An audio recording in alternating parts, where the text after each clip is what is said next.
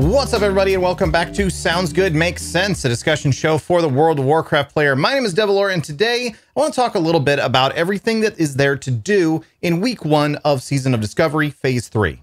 I'll give a few general tips for things like leveling and getting ready for Sunken Temple, if that's what you're after, but also talk a bit about Nightmare Incursions and what those are and what we know so far, at the very least, about what to expect from Nightmare Incursions. I'm also going to talk a little bit about rune discovery. There's not going to be any spoilers in this episode. I don't actually even know where any runes are found as of yet, but some things that we can maybe anticipate, some places to start looking once the phase actually goes live. And also talk a little bit about a couple of other things like dual specs, some changes to how PvP works, and so on. Now, before I dig in, I want to reiterate, I'm talking about things that you can do here, not necessarily things that you have to do. In fact, Phase 3 overall, from the bits and pieces that I've seen and some of the data mining that I've peeked at, again, I'm not going to spoil what that is, but I have been looking at some of the data mining myself. And it looks like overall the requirements for what you're going to need to have done in order to step into things like Sunken Temple are pretty light in Phase 3. There isn't like a giant list of things that you have to go do right away in order to be able to dig into Sunken Temple. Now, that's especially the case if the character that you're playing in Phase 3 is also a character that you've been doing a lot on in Phase 2. So if you're already like pretty geared from Nomergon, there really isn't like a massive list of outstanding tasks for you to do once you reach max level, aside from, some of the obvious things like going and finding some new runes and, obviously leveling to 50 in the first place. But even aside from that, one of the big things about the move to 20 players is that it will allow for more people in the raid to be kind of on the undergeared, underprepared side of things. Now, obviously, it's still good to have done some preparation. Like if you're just showing up to raid in like questing greens and no runes and expecting to be carried through it, that's kind of a dick move. But as far as like, do you need to be grinding a whole bunch of stuff in advance? Do you need to be leveling a whole bunch of things up? Do you need all your professions maxed and all that sort of thing? Doesn't look like much of that is really going to be necessary in Phase 3. Now, that said, pugs will still be pugs, of course. So if you're straight up just trying to join a pickup group and you're super undergeared or whatever, you're going to have less likelihood of getting into a pug than you would if you, had put some effort into your character.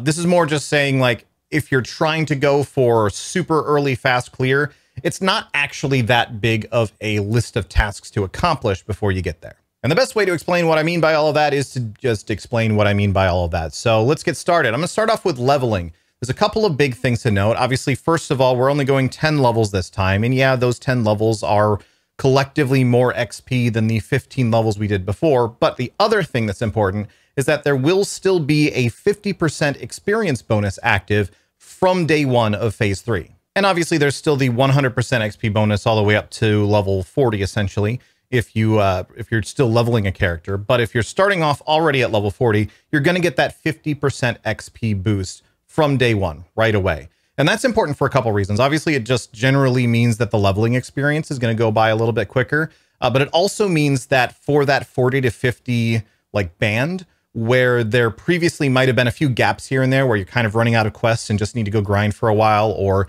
you're overly reliant on making sure you do some dungeons here and there so that you don't run out of quests as much. Having that 50% XP bonus in there means that more than likely you'll just be able to straight up quest your way to level 50 without too much of a problem, if that's what you choose to do. That's also in turn important because you're more likely, I think at least, to find runes on your own if you're out questing in the open world instead of locked away in a dungeon all the time. But I'm going to come back to that topic in a second. The other sort of main options for leveling are Nightmare Incursions, which that's another one that we'll come back to in a second. But also just straight up dungeon grinding. And it sounds like the sort of optimal path for leveling in Phase 3 that people are sort of gravitating for if, you really want to get super sweaty and just go straight for the top right away. It's sounding like the optimal path for that is more or less do Scarlet Monastery still, just run Cathedral up until about level 43, at which point you switch over to Zul'Farrak and you just go all the way to 50 in Zul'Farrak.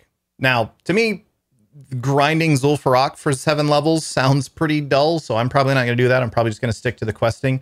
But it does mean that there is an easier likelihood, if you're someone like me who will want to do mostly questing, but occasionally go and do a dungeon anyway. It does mean that there are likely to be dungeon groups. And in fact, it's going to be, I'm expecting, I should say, a little bit easier to find a dungeon group in Phase 3 than it maybe was in phase 2, just because the fact that it's just all ZF all the time from about 43 to 50 means that everyone's going to be doing Zul'Farrak. So you're really just looking for that one dungeon, which means there's a greater pool of players to pull from to pull that together, unlike in phase 2, where it was all the different branches of Scarlet Monastery, and sometimes it overlapped a little bit, but for the most part, it was a little bit more difficult to find people that were looking for the exact dungeon that you wanted to do. The fact that everyone who is being super sweaty about things is just going to be in Zul'Farrak for the majority of this phase, at least during the leveling experience, means that if you want to pop over and do a ZF run from time to time, shouldn't be too difficult to find a group that's looking for someone.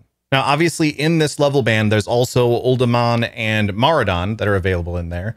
Maraudon, I'm expecting to be more towards the max level of things. That might be one that, as you're starting to approach 50, you might be interested in doing a little bit of Maraudon here and there just to, start picking up some pieces that you will then want at level 50, kind of combine that sort of grinding for the drops with the leveling experience a little bit.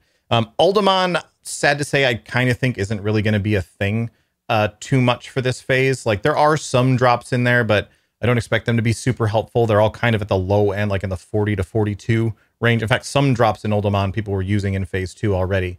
A 42 drop isn't necessarily going to be that exciting. It's possible that some of those items got updated and I just missed it, but I'm not expecting the gear to be all that exciting.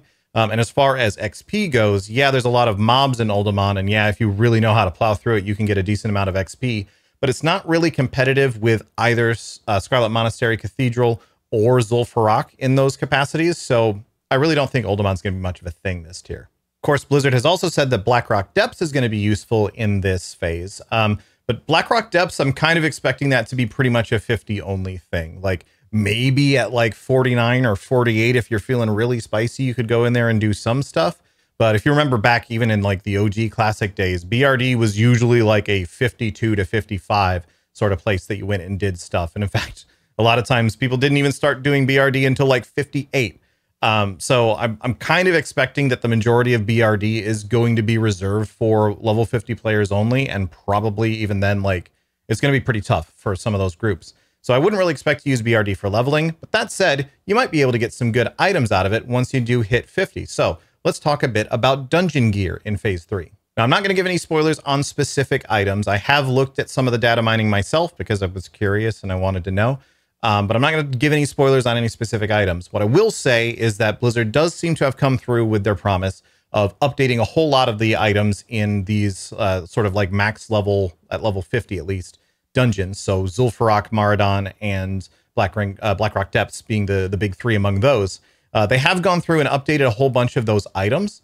So it is possible that, especially if you still got, like a couple of slots that maybe you didn't really get your exact best in slot from phase 2 that you were after, or if you're leveling a new character and you want to catch up a bit and you don't really want to rely on going back to Gnomeregan all the time to get some stuff, there is a reasonable possibility that there might be some items available in one or more of these dungeons that will help you sort of shore up those holes a little bit. Now, I do still expect the majority of things to then be replaced in Sunken Temple. Again, maybe a slot or two here and there that you want to get something from elsewhere, but I'm expecting that those other elsewhere items are mostly going to be filled in with like PvP items or things from the Stranglethorn Vale event or things perhaps from the Nightmare Incursions. I'm super unsure exactly on how those are going to fit into everything in terms of gear at this point. I don't really expect a lot of those to be dungeon items, but there could be a couple in there. And there's also a couple of dungeon quests for things like the Thrashblade, for example, that might be really, really, really strong and things that you want to go get depending on your class. I do want to take a brief aside here just to say to kind of beware of best in slot lists a little bit. Like, I find them to be useful for giving me a list of potential items that I might consider for a slot, but I don't like just looking at a best in slot list and saying, yes, this is the gear that I have to get, and just trusting that wholesale as though the person who wrote that best in slot list has done a huge amount of math and work and really sat down to figure out what the best thing is, for a couple of reasons. One, a lot of times these best in slot lists are put together by someone who like mains one character, but is putting a list together for several, and they might not be as familiar with those other characters or other specs as would be best for them. This is something I've bumped into a lot as someone who was playing a ranged hunter in phase 2, where everyone else was playing melee hunter, and I was like, no, I'm sticking with range because I'm stubborn and I hate Raptor Strike. So I've been sticking with ranged hunter a lot. And there's been a few weirdnesses that I've noticed where I'm like, why do they think that item is better? It must just be because they were thinking about this from the perspective of melee and not really considering the possibility of a ranged hunter. There's also the fact that in the classic environment and the classic sort of social landscape, I guess is the term I'm looking for here, a lot of people are just very focused on what's going to get them parses. It's not necessarily like you might have in retail, where it's more a consideration of, are we going to kill the boss? It's more a consideration of what is the maximum top end that I might be able to put out on this specific fight. And that might sound like they mean the same thing, but there are a few little differences in there that come up as a result. Hit chance on gear is a big one if you're a DPS player.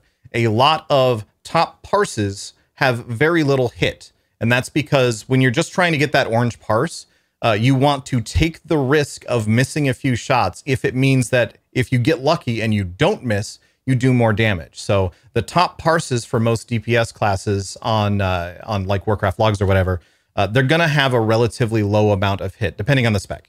They're going to have a relatively low amount of hit. So like, again, as a ranged hunter, every best in slot list I've looked at has completely ignored things like the Fathom Blade from Blackrock, what was it called? Black Fathom Deeps. Too many B dungeons, too many BXD dungeons in this video game. But things like the Fathom Blade has 1% hit on it. Doesn't have anything else. But 1% hit generally turns out to be about a 1% DPS increase. But everything preferred the polearm that had the agility on it, because if you get lucky and don't miss, you will have done more damage as a result. So that's just one example, but keep that in mind if you're looking at these best in slot lists. I like to use them as a like reminder of some items that exist, but not necessarily like the hard and fast, yes, this is the list of gear that I want to go get. Anyway, moving on. That's probably a topic that's way too big for this episode anyway. So let's move on and let's talk a bit about nightmare incursions. And we did get a bit more information on these before Phase 3 is actually releasing. I'm recording this on Tuesday. It's just today is when this information came out.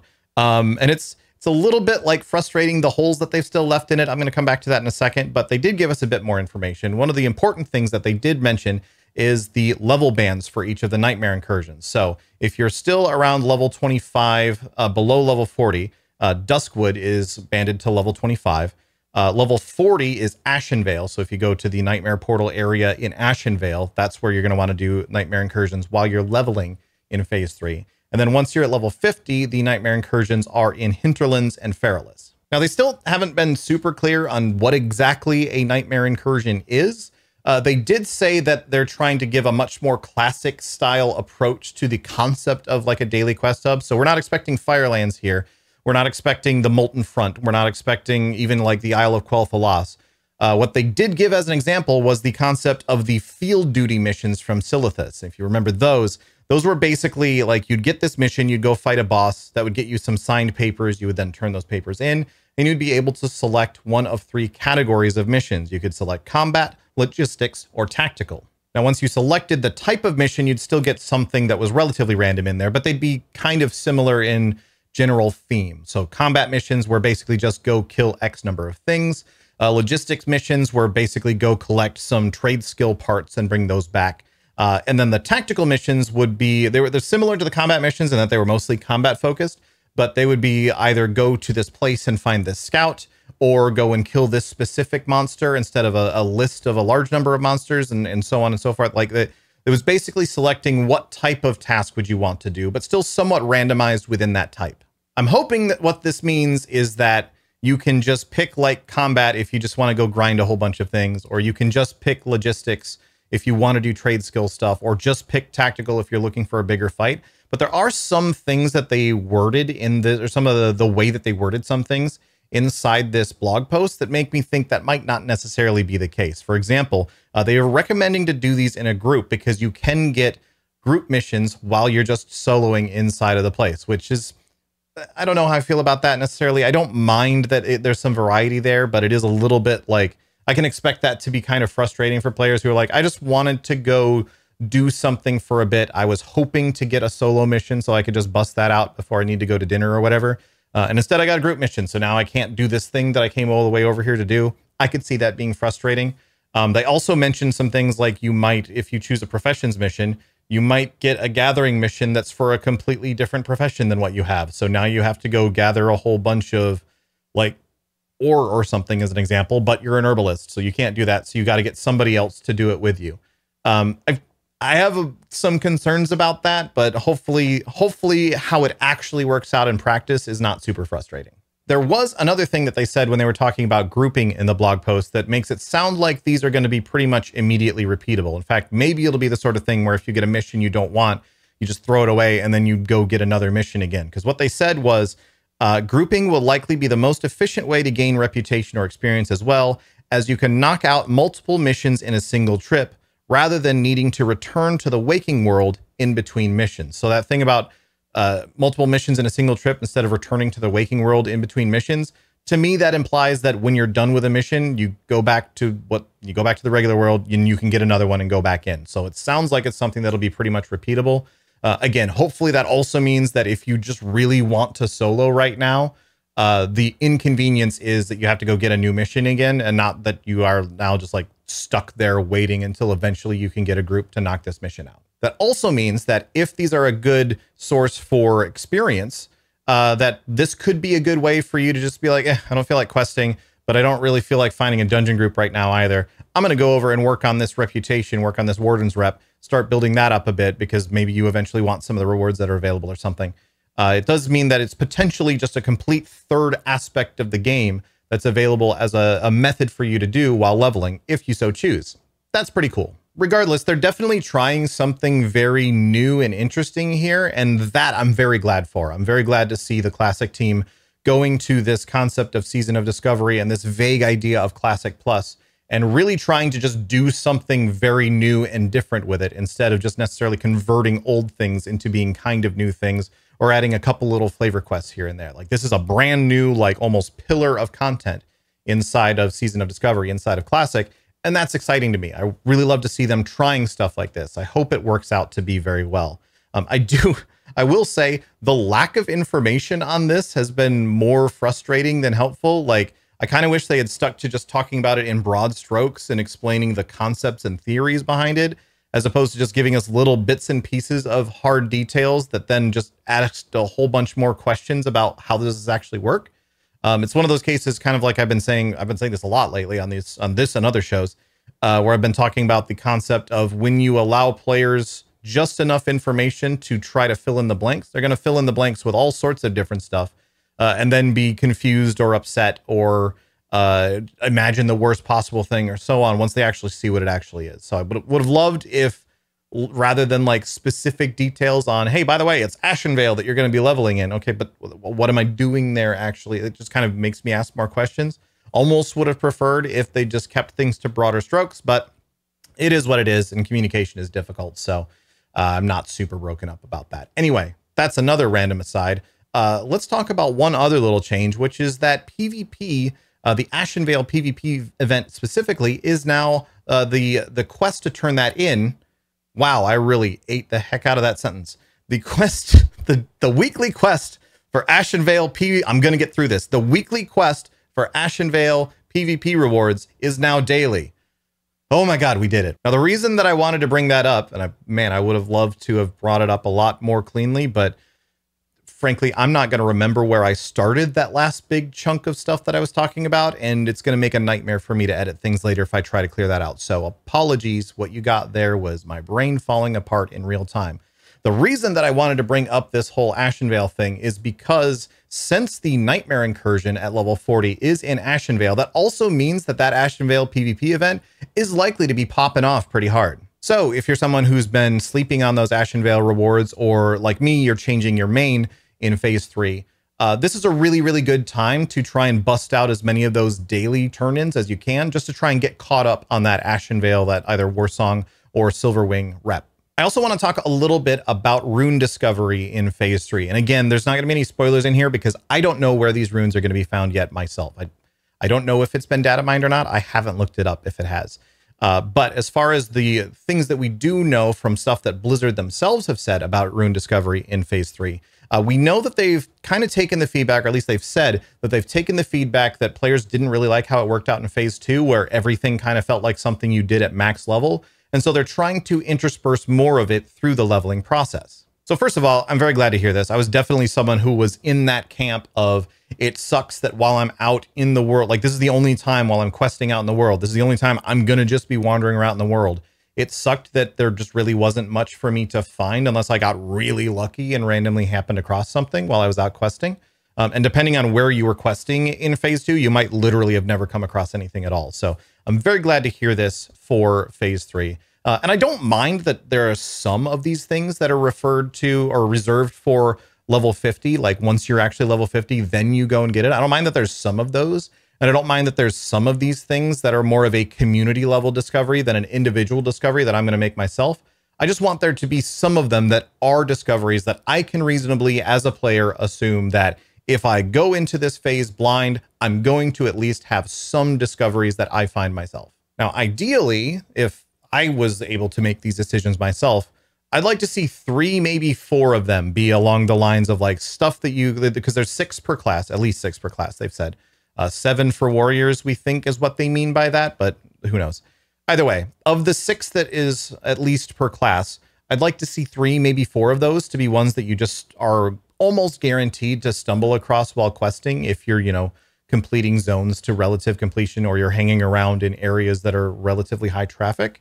I'd like to see 3 or 4 of those to be ones that you find, which would then still leave 2 runes per class as something that is either a big community endeavor to figure out, oh, what do all these pieces mean? Let's talk to each other and share information and try to solve the big mystery of how to accomplish this thing. Or something that's like, okay, you just literally don't get this until you're max level. You need to get to max first, and then here's an extra task for you to accomplish, an extra thing for you to do once you're there. I don't mind having a couple of those there. I just like to see a little bit more of that while leveling. Now, like I said earlier, we're pretty sure that this mostly is going to be reserved for like the discovering them while you're leveling is probably not going to happen if you're just grinding through a dungeon. In fact, we don't yet have any reason to believe that any runes or any books or anything like that comes from dungeons in this phase. It seems like that might have just been a phase 2 thing. We're not aware, at least, of any like books or anything that'll drop inside the dungeons in phase 3. So if you're just doing dungeons, you're probably going to miss out on this a little bit and then have to go and get all your runes once you're max level. Hopefully, if you're just questing, you'll be able to find at least some things while you're leveling. We also, I will note, we don't know much about the rewards, even from data mining. We don't know all of the specifics of the rewards for Nightmare Incursions as of yet. It's possible that there might be a rune from the Warden rep for Nightmare Incursions. I don't know if that's the case or not. I haven't seen anything to indicate one way or the other, but it could be a possibility, and that would be a nice extra reason to go and do Nightmare Incursions. A couple other last little tips and tricks for the leveling process, especially as you're trying to get to max level. One of those is going to be, if you haven't already, go and get your mount. Running faster, it turns out, especially if you're questing, also results in questing faster. So if that's your method of getting to level 50, you're probably going to want your mount if you don't have it yet. The other thing that is actually available already is dual specialization. So if you are let's like say you're mainly a healer, but you want to be able to do some questing, so you want to have a DPS spec available, or you want to be able to switch back and forth while you're leveling. So that sometimes you go and tank a dungeon, but the rest of the time you're DPSing or something like that, so you're questing. Dual spec is already available. It does cost 50 gold, but the NPC is inside Ironforge and Orgrimmar. In Ironforge, he's in the Forlorn, what's it called? The Forlorn Cavern.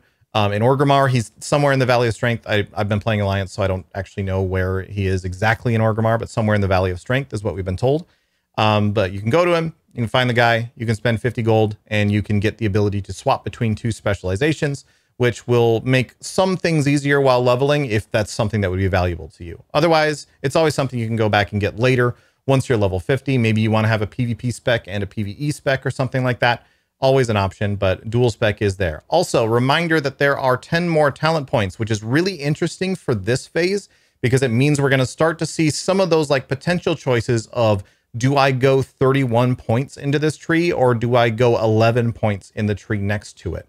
Like Feral Druid, for example, now has this interesting sort of conundrum where if you were to not take Leader of the Pack, which is a 3% party-wide crit buff, you could then instead take Omen of Clarity from the balance tree, which will get you 10% more physical DPS, as well as a proc that will give you a free shred, basically. So there's a few different specs that have interesting stuff like that going on. So might be worth sitting down and just taking a look at your specialization, especially while leveling, and think to yourself, maybe if I move things around a little bit like this, like set a talent calculator or something, maybe if I move things around like this a little bit, it'll make it a little bit easier for me while leveling, and then I can adjust things again later on. Anyway, I think that's going to more or less wrap us up for today. Thank you all so much for watching. Reminder, if you have questions, I have a Q&A show now. So if you want to ask a question, you can drop a comment. You can drop it right here on this YouTube video, or you can go find the video that I posted on Monday, which was called In Search of Answers. That's episode 2. You can post the comment on that episode as well if you like. Or if you're a patron, patrons get a form they can fill out that gives them a bit of a leg up on everybody else, gives them first crack at having their questions considered for In Search of Answers. So if you're a patron, you can head over to Patreon, find the posting for the last episode of In Search of Answers, and you can find the link to the form in there. If you're not a patron, man, it would be super cool if you checked out my Patreon. Wouldn't that just be, man, that would be just, it would be, wow, it'd be crazy. It's patreon.com/Devilore. I'm apparently on one today. Sorry about that. Patreon.com/Devilore. You can go over there and check it out. Patrons get a whole bunch of cool perks, such as early access to all of these episodes. They always go, as soon as I'm done editing them, they go straight up onto Patreon before they ever go up onto YouTube.